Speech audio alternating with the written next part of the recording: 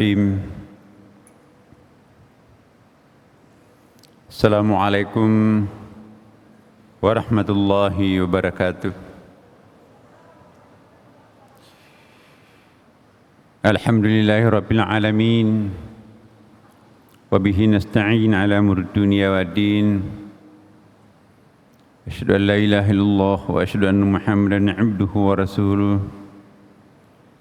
La nabiyya ba'd. Allahumma salli wa sallim alaihi. Hadirin hadirat yang berbahagia,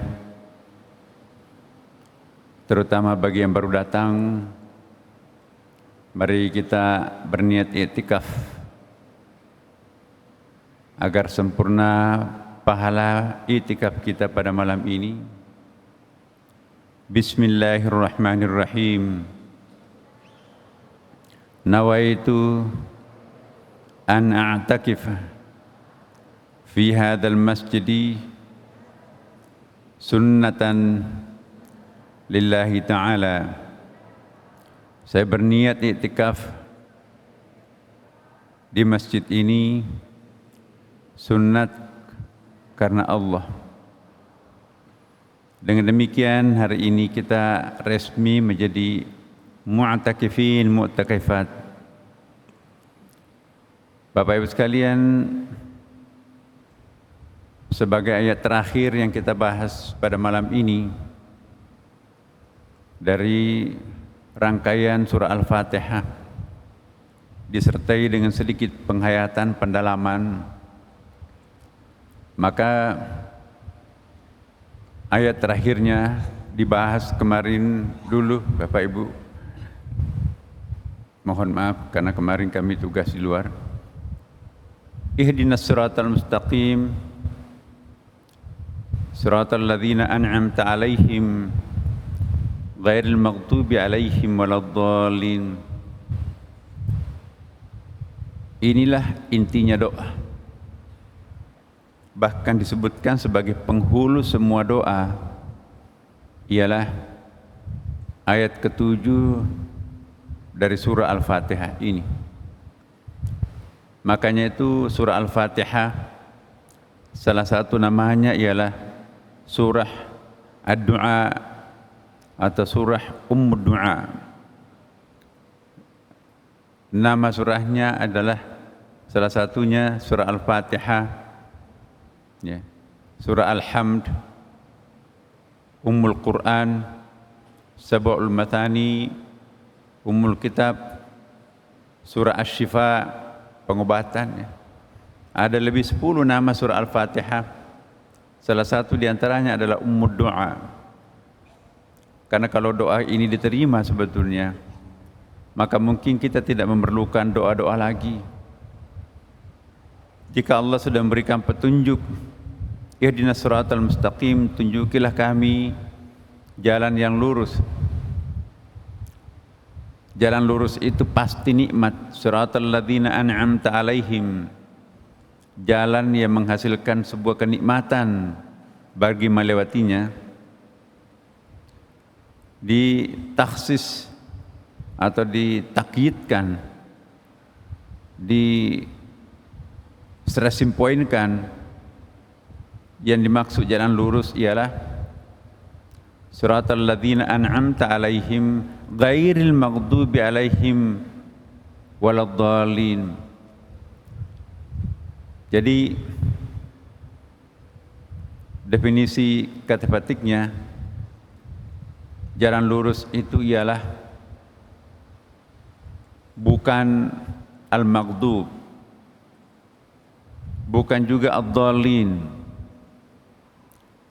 Jadi jalan lurus itu di antara al-maghdub dan ad-dallin.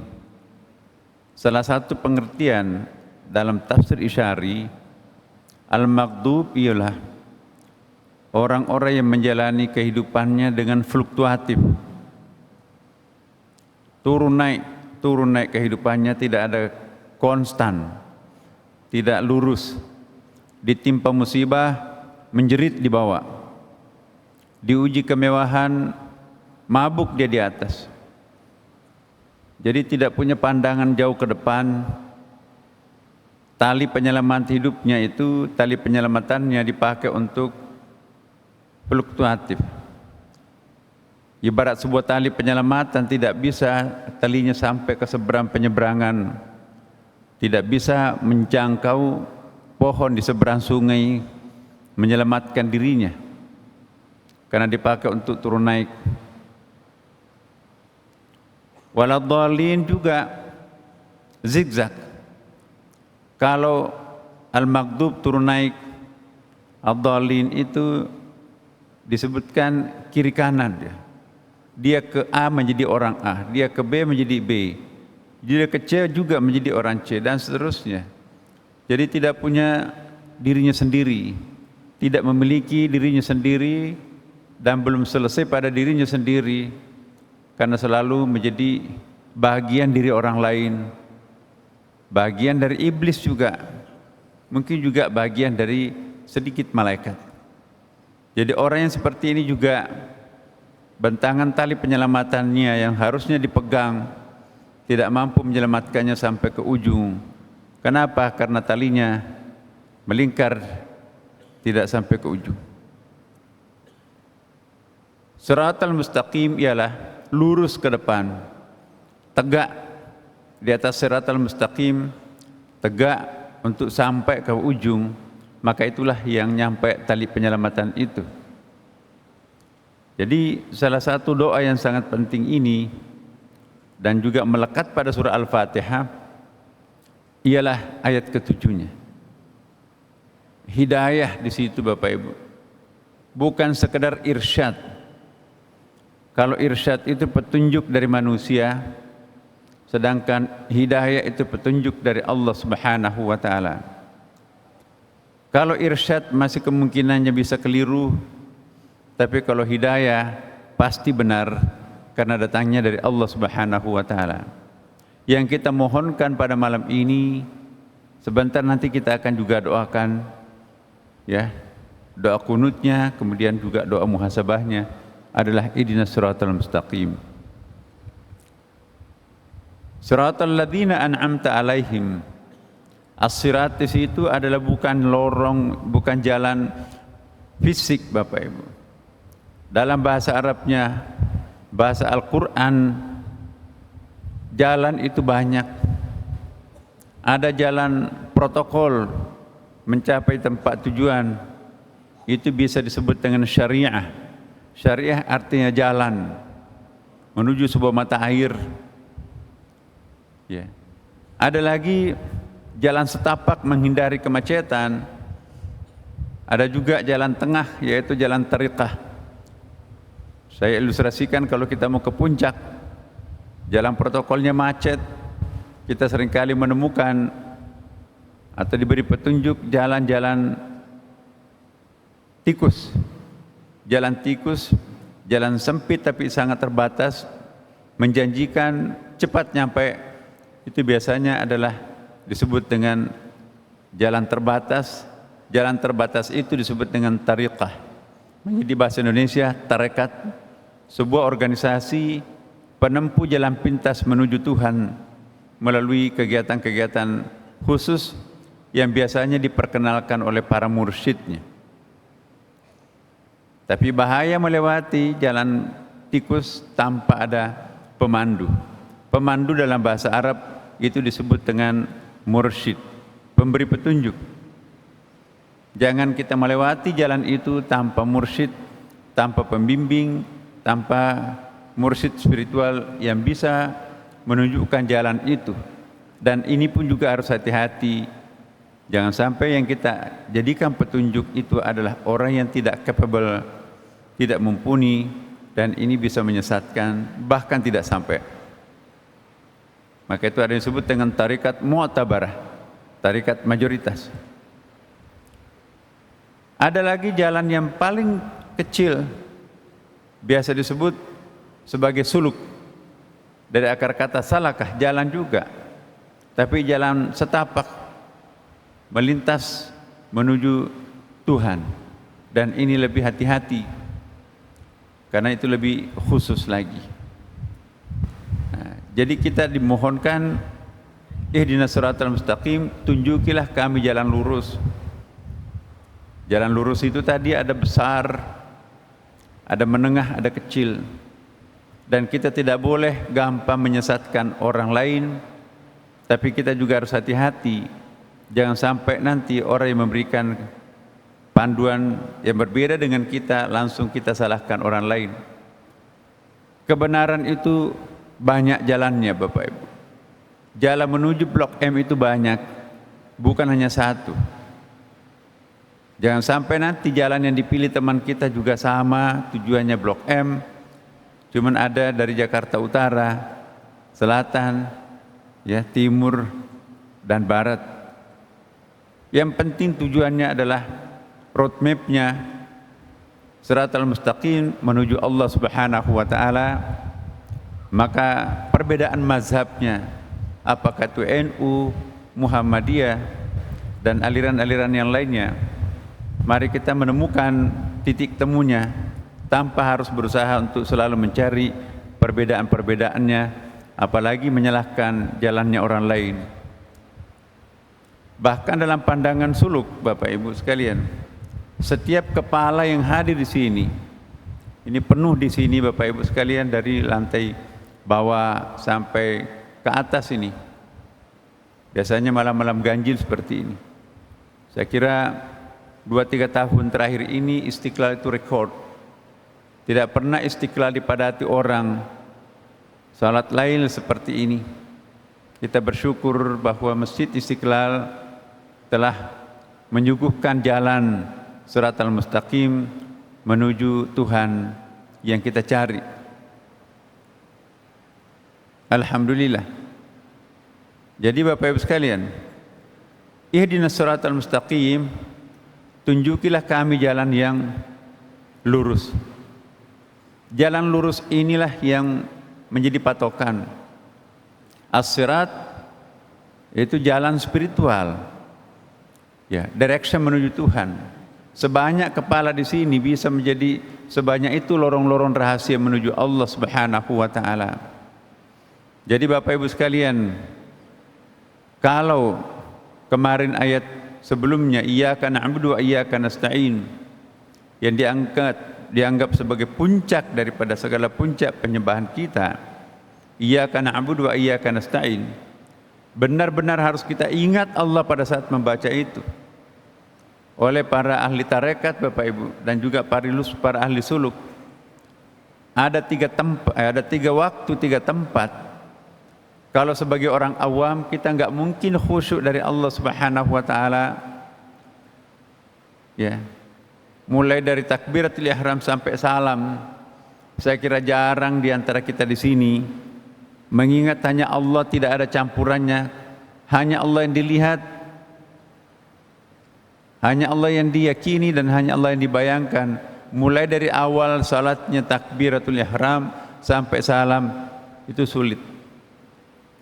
Jujur saya ingin mengatakan, saya pun secara pribadi walaupun berdiri di hadapan Bapak Ibu sekalian, seumur hidup saya tidak pernah juga mengalami sebuah pemandangan perasaan spiritual mulai dari takbiratul ihram Allahu Akbar sampai salam hanya mengingat Allah Subhanahu wa Ta'ala.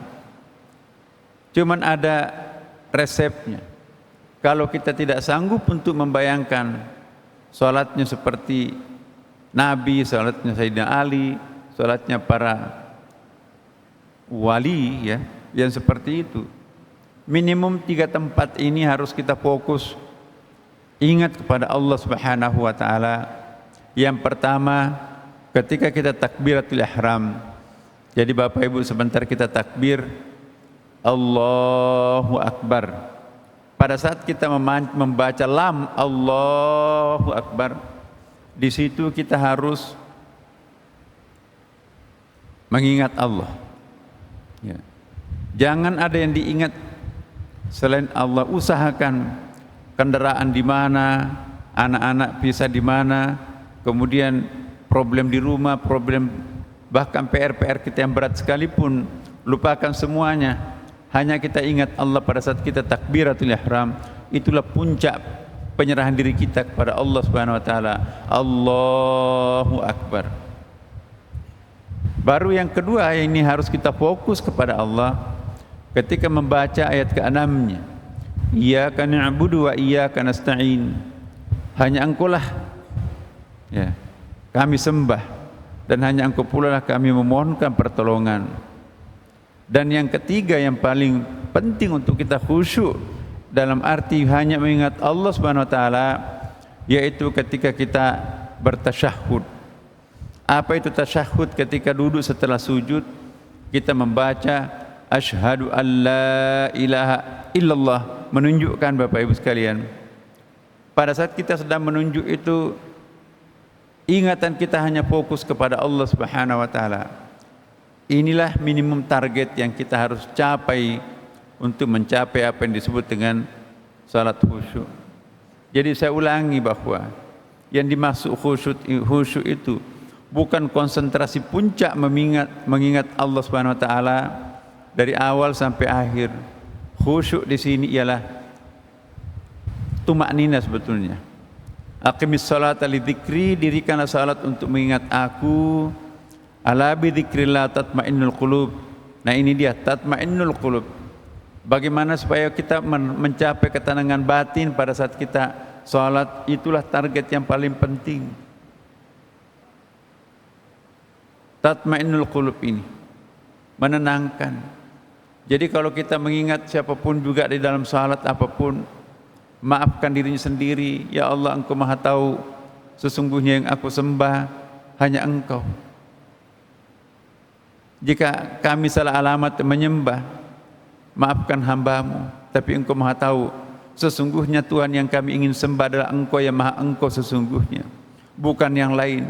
Sekiranya kami salah alamat dalam hati kami, meraba-raba, membayangkan, mengimajinasikan Engkau, Engkau lah yang Maha tahu, karena memang Tuhan kami tidak ada yang selain Engkau. Maafkan kami. Jadi itu meringankan beban kita pada waktu salat kalau kita ada penyerahan diri sepenuhnya. Makanya itu di awal salat, inna salati wa nusuki wa mahyaya wa mamati lillahi rabbil alamin. Sesungguhnya salatku, ibadahku, hidupku dan matiku hanya untuk Engkau ya Allah. Hanya untuk Engkau. Jadi pikiran kita liar kemana-mana, sudah kita serahkan diri kita kepada Allah Subhanahu wa ta'ala. Itulah iyyaka na'budu wa iyyaka nasta'in. Tapi syaratnya ta'abbud dulu, baru ada isti'anah. Ta'abbud pendakian ke atas, isti'anah adalah adanya turun ke bawah. Jika kita ingin mendapatkan hidayah dari atas, kita harus melakukan ta'abbud. Maka itu tidak boleh dibalik, iyyaka nasta'in wa iyyaka na'budu. Harus iyyaka na'budu dulu, baru iyyaka nasta'in. Berusaha dulu, baru ada hasil. Ta'abbud, baru ada isti'anah. Ta'abbud pendakian, isti'anah tanazul, turun dari atas. Tidak ada sesuatu yang turun dari atas, dari langit, tanpa diawali dengan pendakian.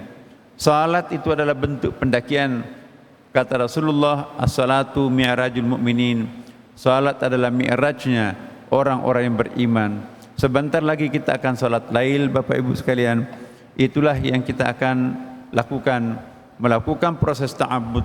Dan ta'abbud itulah nanti yang membuka kunci langit sehingga turunlah isti'anah pertolongan Allah Subhanahu wa taala. Jangan main-main dengan salat, Bapak Ibu sekalian. Sebesar apapun problem yang kita hadapi, sebesar apapun, seberat apapun problem itu, pecahkanlah semuanya dengan salat. Wasta'inu bis sabr was salah. Minta tolonglah dengan melakukan kesabaran pertama, baru salat. Tidak salat, baru sabar. Sabar dulu, serahkan dirinya kepada Allah.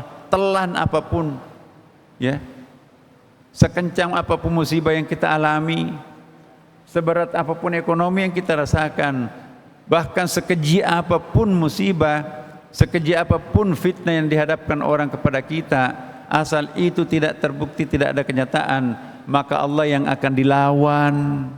Tidak mungkin siapapun bisa melawan Allah Subhanahu wa ta'ala. Kekuatan seperti apapun tidak mungkin bisa mengalahkannya. Wa makaru makrallah wallahu khairul makirin. Sebesar apapun tipu daya dan rekayasa yang Anda lontarkan kepada seseorang, tapi tidak akan pernah sanggup mengalahkan rekayasanya Allah Subhanahu wa taala. Maka itu problem apapun yang hadapi Bapak Ibu sekalian, sabar kemudian memohon ampun atau menyerahkan diri kepada Allah dalam bentuk salat. Jadi jika kita punya problem Bapak Ibu, saya sering menasihatkan, ambillah air wudhu, kemudian naiklah di atas sajadah. Sajadah itu kapling kecil surga datang lebih awal menjemput kekasihnya. Kapling itu borak, kendaraan spiritual menerbangkan orang itu naik ke puncak langit.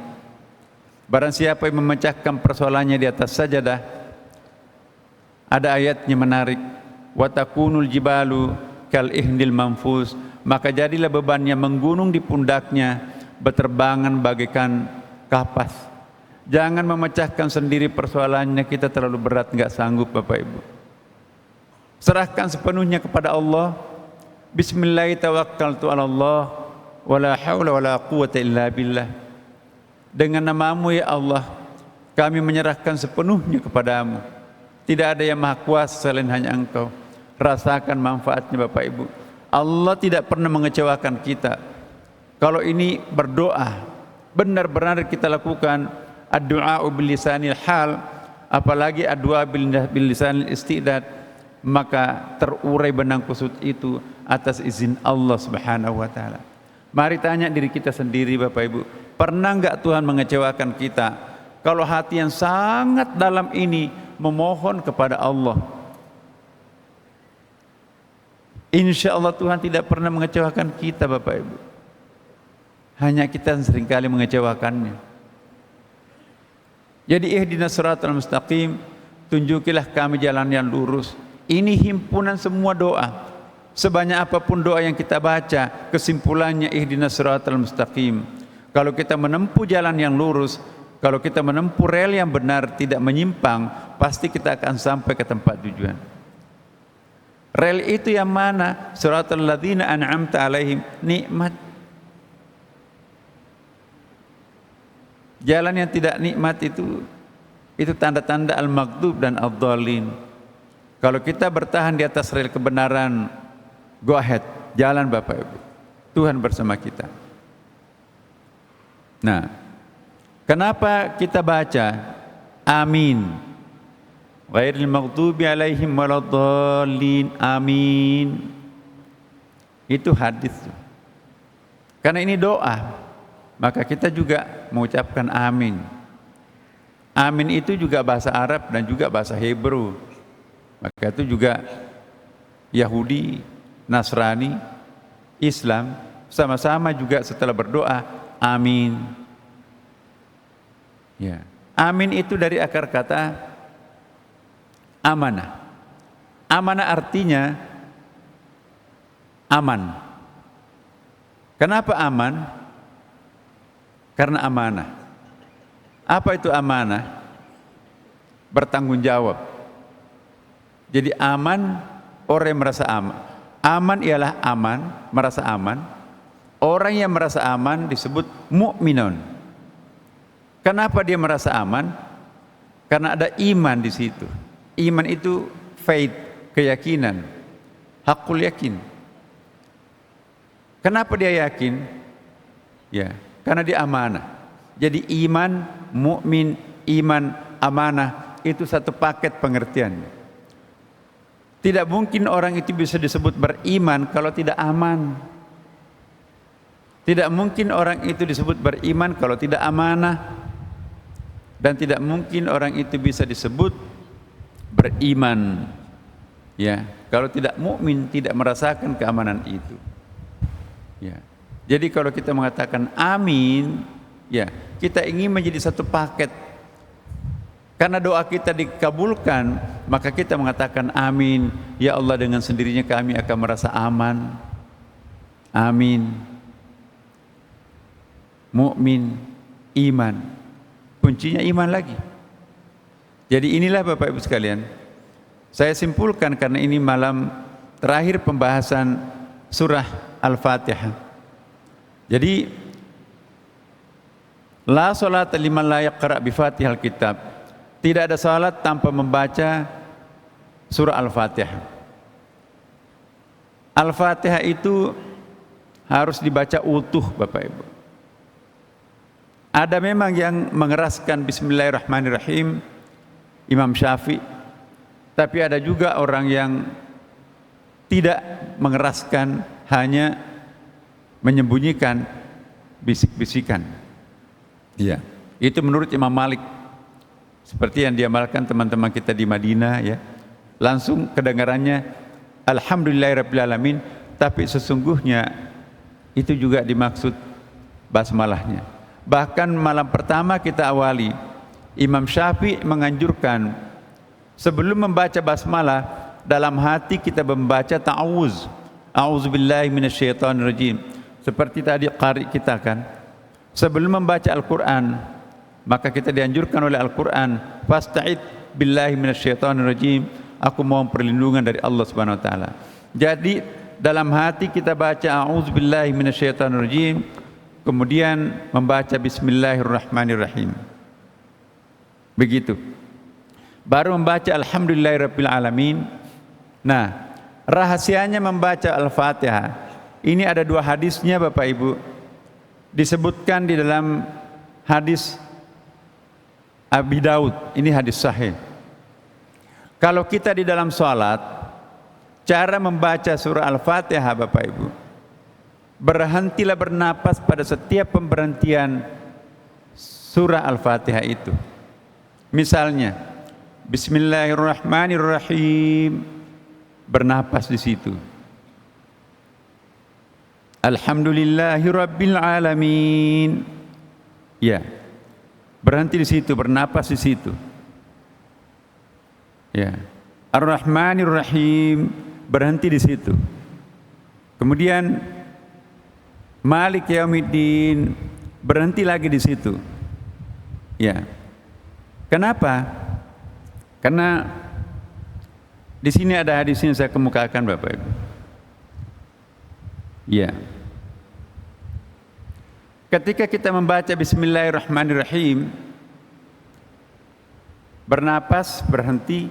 Kenapa? Karena kita akan menjawab seruan Allah. Kalau kita membaca dalam salat Bismillahirrahmanirrahim, maka Allah berkata, "Fayadhkuruni abdi", hambaku menyebut namaku. Jadi seperti Allah itu bangga, seperti Allah sayang terhadap kita kalau mendengarkan membaca Bismillahirrahmanirrahim. Kalau kita membaca Alhamdulillahirabbil alamin, berhenti lagi di situ karena Allah mengatakan hamidani abdi, hambaku memuji diriku. Berhenti. Ar-Rahmanirrahim, Allah menyapa kita lagi, atna alayya abdi, hambaku memuja diriku. Berhenti. Malik Yaumiddin, berhenti di situ. Maka Allah menjawab, majjadani abdi, hambaku mengagungkan diriku. Iyyaka na'budu wa iyyaka nasta'in. Ya. Lalu Allah menyapa kita lagi, hadza baini wa baina abdi wa li abdi ma sa'alah. Jadi ini antara aku dan hambaku, dua paruh. Ada dua bagian. Karena di sini panjang, saya potong tengahnya nih. Bagian akhir surah untuk hambaku dan bagian hambaku apa yang ia minta. Awalnya hadis ini, kalau kita sholat Bapak Ibu, Tuhan mengatakan ketika membaca basmalah, oh kamu menyembah aku, salatmu separuh untukmu, separuh untuk aku. Tapi setelah membaca ayat terakhir, yang merupakan bagianku, saya serahkan sepenuhnya kepadamu. Jadi semua salat itu adalah untuk kita para hambanya. Ini hadisnya. Ya. Inilah yang dibaca pada terakhirnya, ihdinas siratal mustaqim, siratal ladzina an'amta alaihim, ghairil maghdubi alaihim waladdallin. Lalu Allah menjawab kita, hadza li 'abdi wa li 'abdi ma sa'ala. Ini untuk hambaku dan bagi hambaku apa yang ia mohonkan kepadaku. Kalau kita sudah membaca waladhdallin, hai hambaku, apa yang kamu minta aku akan serahkan kepadamu. Ini makanya itu kita membaca amin. Terima kasih engkau mengabulkan doa kami. Jadi saya menghimbau kepada Bapak Ibu sekalian, kalau kita sedang salat, kalau kita sedang berdoa, berhentilah sedikit pada pemberhentiannya, karena di situ Allah akan menyeru kita. Kalau kita membaca misalnya begini, Alhamdulillahirabbil alamin arrahmanir rahim, atau Maliki yaumiddin iyyaka na'budu wa iyyaka nasta'in, berarti kita kehilangan sapaan Allah di situ. Ar-Rahmanir Rahim Maliki yaumiddin, hilang satu sapaan Tuhan. Ada 7 sapaan Tuhan yang kita harus dengar. Ada 7 seruan ada pujian-pujian Allah terhadap hambanya yang salat yang kita perlu dengarkan dari Allah. Berhentilah bernapas pada setiap pemberhentian surah Al-Fatihah. Maka itu imam yang baik Bapak Ibu ialah imam yang berhenti bernapas pada setiap pemberhentian ayat-ayat surah Al-Fatihah itu. Bismillahirrahmanirrahim, bernapas. Alhamdulillahirabbil alamin, berhenti bernapas. Ar-Rahmanirrahim, bernapas. Maliki yaumiddin, iyyaka na'budu wa iyyaka nasta'in, bernapas. Ihdinas siratal mustaqim, siratal ladzina an'amta 'alaihim ghairil maghdubi 'alaihim waladdallin. Amin. Gitu. Kalau di luar salat boleh tidak bernapas Bapak Ibu. Boleh langsung. Kalau tadarrusan. Yang diminta dalam hadis ini ketika kita sedang salat saja. Jadi mulai malam ini Bapak Ibu, jangan karena terburu-buru ingin cepat, maka Al-Fatihahnya enggak berhenti, berantai seperti tasbih. Beri kesempatan Allah menyapa diri kita, memuji diri kita, maka insya Allah di situ kita akan merasakan puncak kenikmatan itu. Makanya itu salat itu bentuk dialog kita dengan Allah, dan wujud dialognya itu ketika kita sedang membaca surah Al-Fatihah. Makanya itu tidak sah salatnya orang itu kalau ada satu rakaatnya tidak membaca surah Al-Fatihah.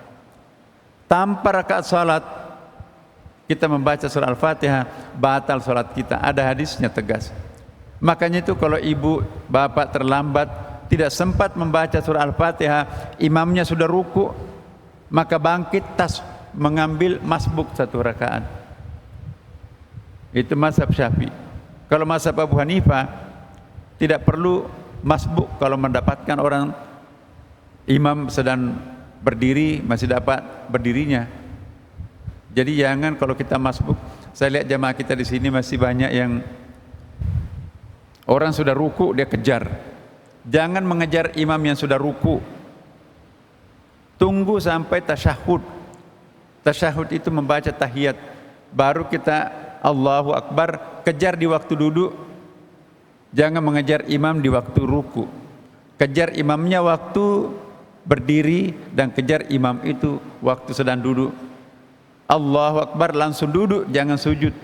Nanti ikut bersama dengan imam naik ke atas lagi rakaat keduanya. Dan ingat, ada waktu yang diberikan imam untuk kita. Ghairil maghdubi alaihim waladdallin. Imam sebaiknya berhenti di situ dulu.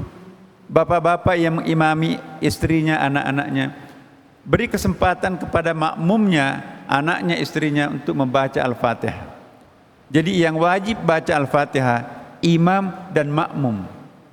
Ghairil maghdubi alaihim waladdallin. Amin. Berhenti dulu imamnya, beri kesempatan makmum mengawali bacaan surah Al-Fatihahnya. Jadi begitu Bapak Ibu selesai membaca amin, langsung baca surah Al-Fatihah. Tidak usah keras. Bismillahirrahmanirrahim. Alhamdulillahirabbil alamin. Ar-Rahmanirrahim. Maliki yaumiddin. Iyyaka na'budu wa iyyaka nasta'in. Kalau di pertengahan itu imam sudah mulai melanjutkan ayat berikutnya, enggak apa-apa. Nah itu etikanya membaca surah Al-Fatihah. Ada etikanya Bapak Ibu. Jadi jangan sampai nanti bersambung-sambung. Itu tidak memberi kesempatan Allah untuk menyapa diri kita. Padahal di sini kita 7 kali disapa Allah. Inilah Bapak Ibu sekalian. Insya Allah besok sore kita akan sidang isbat, menentukan apakah besok kita masih salat tarawih atau enggak. Kalau besok ada yang melihat bulan, maka kita ya besoknya lebaran. Akan tetapi, nah ini akan tetapi, berdasarkan perhitungan hisab baik yang dilakukan oleh NU maupun Muhammadiyah maupun ormas-ormas lain maupun juga ITB dan para ahli hisab yang lain, menjumpai bahwa posisi hilal untuk besok ya sekitar jam 5 ijtima'nya ya, itu masih hilal masih -3 sampai -1 derajat. Tidak mungkin bisa kita lihat, mau menggunakan teropong canggih secanggih apapun tidak bisa kita melihat, dan itu yang disebut dengan ghair imkanur ru'yah, masih di bawah ambang batas untuk kita lihat.